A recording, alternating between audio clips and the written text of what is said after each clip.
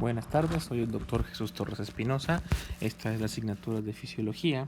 El día de hoy continuaremos con la fisiología en cuanto al gasto cardíaco, cómo se altera, y estábamos analizando la patología isquémica del corazón a través de las alteraciones coronarias, cómo se ocluyen y cómo van a reaccionar ante el incremento de demanda de oxígeno y la disminución del volumen sanguíneo que pueden transportar.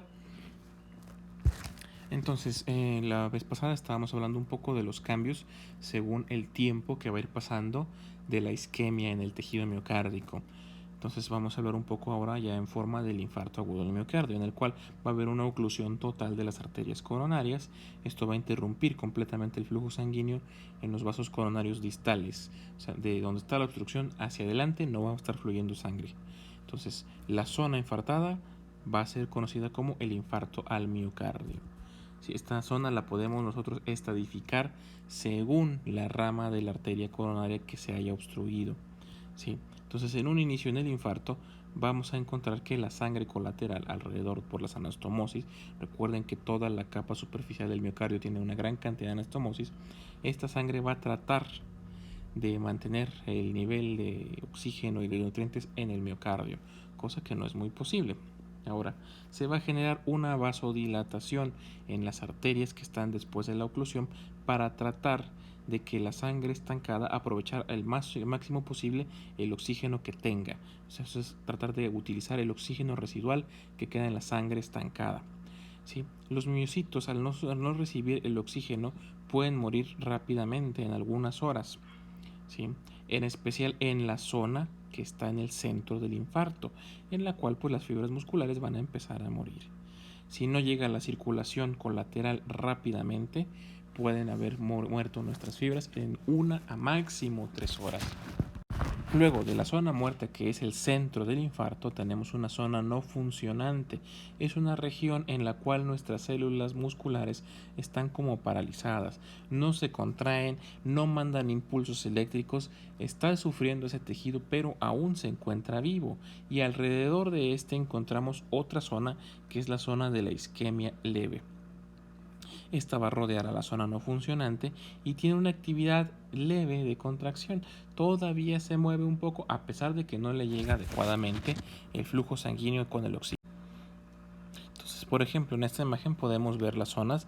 En este caso de la imagen tienen 3 nombres diferentes, pero es lo mismo. Tenemos una zona central o zona de infarto o zona muerta en la cual no está viendo ya las fibras, ya no funcionan, ya están muertas. Luego tenemos una zona de lesión alrededor en la cual las fibras están teniendo una función disminuida, perdón, una función abolida, pero aún están vivas.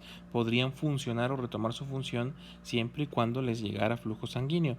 Y alrededor tenemos la zona de fibras isquémicas, las cuales están manteniendo su función de forma muy marginal por la poca cantidad de sangre que les está llegando.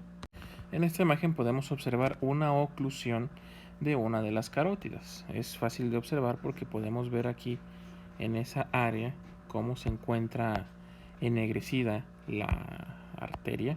Es por la presencia del coágulo. Más abajo podemos observar primero la zona muerta, luego la región hipofunción, la región que no está funcionando, y alrededor tenemos la zona isquémica, la región que aún funciona pero levemente. En esta imagen podemos ver un infarto, pero este es un infarto anteroseptal.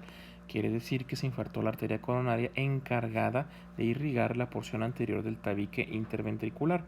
En este caso la necrosis fue tal que provocó una ruptura del tabique con una comunicación entre los dos ventrículos. Entonces, aparte de generarse la necrosis, se generó un cortocircuito circulatorio que empobreció aún más la sangre que bombeaba el corazón. Es otra imagen en la cual podemos observar lo mismo, la ruptura del tabique. Aquí lo observamos. Antes de ver esa área en el círculo amarillo, pues podemos ver cómo el tabique está parejo, liso en el corte, y aquí se pierde completamente. ¿Sí? Esto es a raíz del infarto de la arteria septal. Entonces, al necrosarse el tejido, pues se va perdiendo la cohesión en el mismo, al grado de que se perfora. En el caso de que el infarto no haya sido masivo como en las imágenes anteriores de una gran superficie y que el paciente haya podido sobrevivir al infarto, ¿sí? La zona no funcionante es a partir de la cual se puede recuperar. Esta zona no funcionante, o en la imagen anterior, la zona de herida o la zona lesionada, zona de lesión, se va a ir recuperando poco a poco por el desarrollo de circulación colateral. ¿Cómo? Pues se van a dilatar las pequeñas arteriolas colaterales. Entre unos días hasta 3 semanas, en cuanto pues, se recupere circulación colateral o se incremente la producción de vasos sanguíneos, puede volver a funcionar o muere definitivamente. Entonces las primeras semanas van a ser críticas para limitar el daño del infarto, ¿sí? Al mismo tiempo, la zona muerta pues va a perder completamente la contractibilidad y parte del tejido necrótico va a ser sustituido por fibras o tejido cicatrizal. ¿Sí? Este proceso de cicatrización puede durarnos de varios meses hasta un año, al grado de que en algún momento se puede disolver completamente el tejido fibroso. Ahora, las zonas que no fueron afectadas por el infarto, le podemos llamar zonas normales, un cuarto tipo de zona diferente a las que vimos anteriormente. Estas pues se van a hipertrofiar un poco más, van a generar una mayor cantidad de miocardio para compensar la contractibilidad cardíaca que la zona muerta ha perdido. Sí, esto permite que el corazón recupere su función de bomba de forma parcial si es que fue un infarto que afectó de forma moderada al miocardio. Si fue un área mucho más pequeña, se podría recuperar de forma total. Ahora, analicemos un poco lo que sería el dolor en las cardiopatías isquémicas. Vimos un poco con anterioridad cuando dijimos que el corazón empieza a generar ese dolor porque busca generar glucosa a partir del glucógeno. Entonces, al hacer este proceso va a generarnos ácido láctico, y el ácido láctico va a ser el provocador, el incitador de la generación del dolor, ¿sí? Entonces se cree que este músculo isquémico al que no le llega sangre, como está tratando de generar energía a partir de otros mecanismos, va a generarnos ácido láctico, histamina, cinina, algunas enzimas proteolíticas. Esto quiere decir que son enzimas capaces de destruir proteínas, y estas no se van a eliminar rápidamente del flujo coronario. Entonces va a tardar un poco en ceder el dolor si es que logramos recuperar el flujo de oxígeno hacia el miocardio. Como se elimina lentamente y aparte están habiendo eventos que están provocando la producción de estas sustancias, vamos a encontrar concentraciones elevadas de las mismas, lo cual entre más elevadas estén, se va a generar la sensación de dolor, y este dolor se va a transmitir hacia la corteza cerebral. En este caso pues vamos a continuar hablando en cuanto al dolor en lo que sería la angina de pecho. La angina de pecho va a ser una contracción, un fenómeno que se genera a partir de la isquemia de los vasos coronarios, ¿sí? Si hay una contracción de estas arterias coronarias que están semi-obstruidas y se obstruyen momentáneamente, entonces se genera el fenómeno conocido como angina de pecho. Esto va a hacer que el corazón requiera generar un gasto cardíaco mayor de lo que su flujo coronario le permite. Entonces esto va a poner al corazón en una situación de distrés. Va a empezar a producir las sustancias que acabamos de mencionar, entre ellas el ácido láctico, las enzimas proteolíticas, algunas cininas, y eso va a provocar el dolor. El dolor siempre va a ser localizado de forma retroesternal, ¿sí? Pero en la porción superior del esternón, sobre la región donde se encuentra el corazón, sobre el área cardíaca. Sí, en algunos casos se puede decir, o el paciente nos refiere, que se encuentra localizado en el borde interno del brazo y en el hombro izquierdo. En algunos casos se puede relacionar con dolor en el cuello. Es un dolor que se va a irradiar hacia varias partes del cuerpo.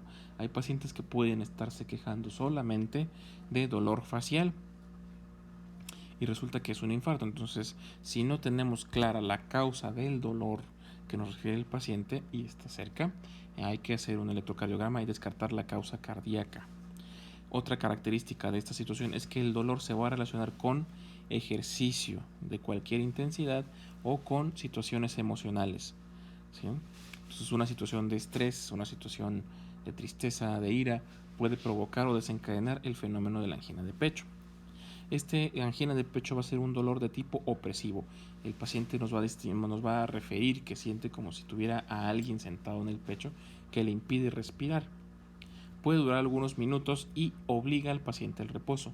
El dolor de tipo anginoso va a ceder si el paciente descansa lo suficiente como para que los vasos coronarios dejen de tener que estar sobrellevando una sobrecarga de trabajo coronario, una sobrecarga de trabajo por las demandas de oxígeno del corazón.